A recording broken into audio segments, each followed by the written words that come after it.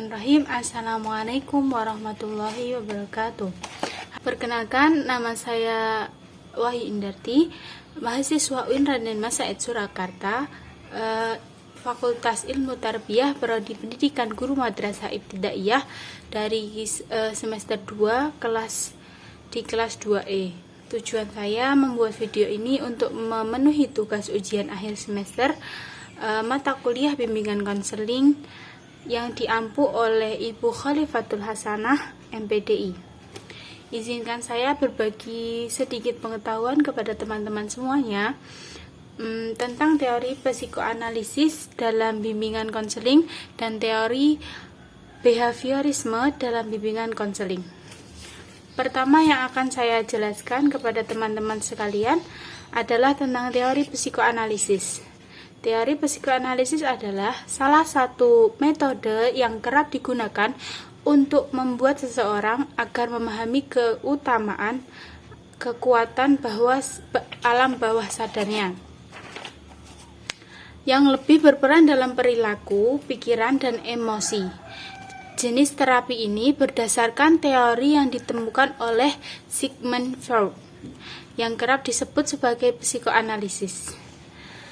Pendekatan psikoanalisis yang diterapkan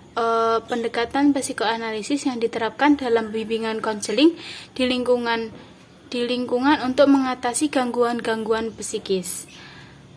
Meskipun dalam kerangka besar bimbingan konseling dilakukan tidak selalu berkaitan dengan kesehatan mental, akan tetapi paradigma berpikir bahwa yang dibangun oleh Sigmund Freud identik dengan masalah kesehatan mental. Lalu, ada 3 peranan dalam teori tersebut, yaitu antara lain: yang pertama, suatu metode penelitian dan pemikiran. Yang kedua, suatu ilmu pengetahuan sistematis mengenai perilaku manusia. Yang ketiga yaitu suatu metode perilaku terhadap penyakit psikologis atau emosional. Selanjutnya yaitu tujuan-tujuan dari adanya teori psikoanalisis, yaitu antara lain tujuan konseling psikoanalisis adalah untuk membentuk kembali struktur karakter individu dengan membuat tidak sadar menjadi sadar dalam diri klien. Nah, teman-teman sekalian, di sini saya akan mengangkat kasus dari salah satu peserta didik tentor saya yang berinisial R. R ini sudah menginjak kelas 5 SD, namun dia belum sadar akan kebutuhannya dalam hal belajar, mengerjakan PR, dan dalam hal beribadah pun demikian. Kesehariannya hanya bermain saja. Kalau ada PR itu pun harus diingatkan. Saya sebagai tentornya merasa bahwa dia belum bisa membedakan mana yang harus diprioritaskan. Bahkan ketika ada PR, dia berharap untuk para tentor atau orang tuanya yang mengerjakan tugas tersebut, dan dia asyik bermain. Dengan menerapkan teori psikoanalisis, saya berbicara kepada wali dari inisial R tersebut bahwa anaknya memiliki kebiasaan yang jika diteruskan kebiasaan itu maka akan berakibat fatal bagi masa depannya. Supaya wali tersebut berbicara kepada anaknya atau menasihatinya dengan harapan agar R tersebut sadar akan kebutuhannya dalam belajar untuk masa depannya. Teman-teman semuanya yang saya hormati dan saya sayangi, materi selanjutnya yaitu teori behavioristik. Teori behavioristik adalah teori yang mempelajari perilaku manusia perspektif behavioral, berfokus pada peran dari belajar dan dalam menjelaskan tingkah laku manusia dan terjadi melalui rangsangan berdasarkan stimulasi yang menimbulkan hubungan perilaku relatif, reaktif, atau respon, hukum-hukum mekanistik. Salah satu contoh penerapan teori belajar behavioristik adalah adanya poin ketika peserta didik melakukan pelanggaran terhadap aturan-aturan di sekolah. Dengan adanya poin tersebut, peserta didik akan sadar dengan sendirinya, saya sudah melanggar begitu cukup banyak, saya sudah mendapatkan poin. Kalau saya melanggar lagi, poin saya akan bertambah banyak dan semakin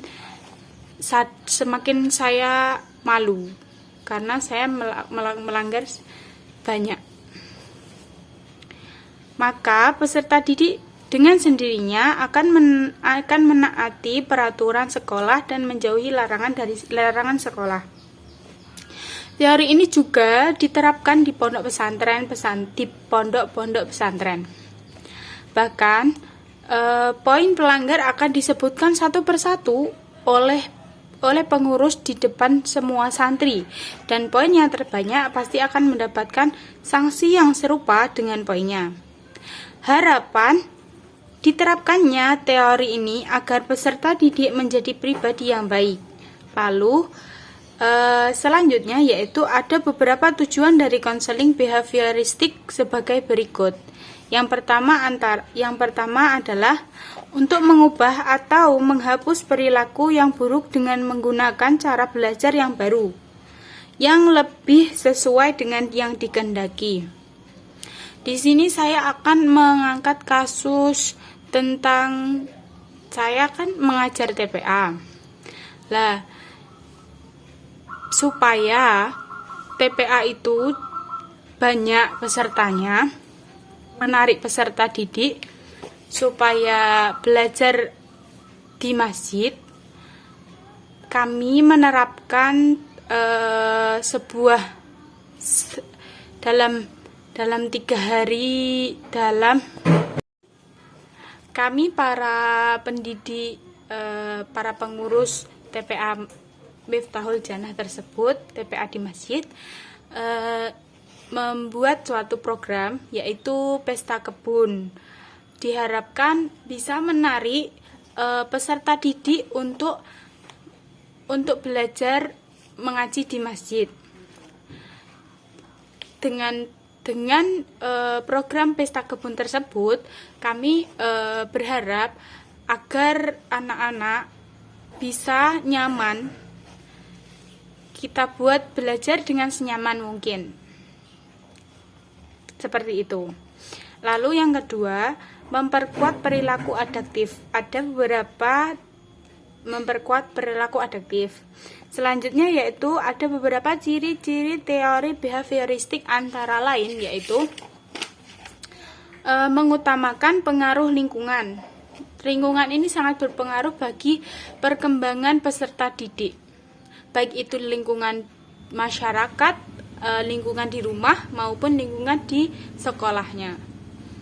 Oleh karena itu, baiknya konsultasi antara orang tua dengan pendidik atau guru yang ada di sekolah akan menjadikan peserta didik baik akhlak maupun etika. Baik teman-teman yang saya banggakan, sampai di sini dulu pembahasan kali ini. Semoga apa yang saya sampaikan bermanfaat dan menjadi asbab turunnya hidayah kepada kita semua, dan menjadikan asbab Allah ridho kepada kita semua, sehingga kita dapat berkumpul di surganya nanti kelak, insyaallah. Allahumma amin. Wallahu muwaffiq ila aqwamit thoriq. Akhirul qaul, wassalamualaikum warahmatullahi wabarakatuh.